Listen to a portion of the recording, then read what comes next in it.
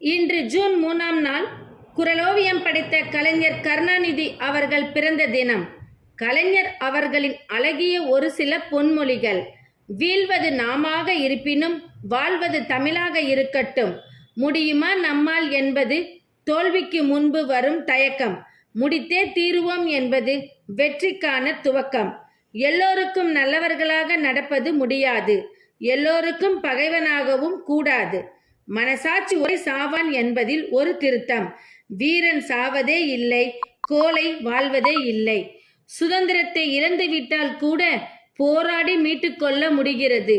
ஆனால் சுயமரியாதையை இழந்துவிட்டால் அது தரையில் சிந்திய பாலுக்கு சமம். மனிதன் தன்னை தவிர வேறு யாருக்கும் தெரியாது என எண்ணிக்கொண்டு செய்கிற ஒவ்வொரு செயலுக்கும் ஒரு சாட்சி இருக்கிறது என்பதை மறந்து விடுகிறான். அதுதான் மனசாட்சி.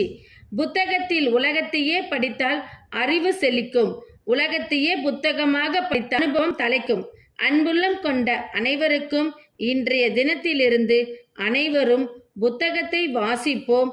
நாமும் கலைஞர் அவர்கள் கூறி சென்ற பொன்மொழிகளைப் போல பல பொன்மொழிகளை எழுதுவோம். நன்றி.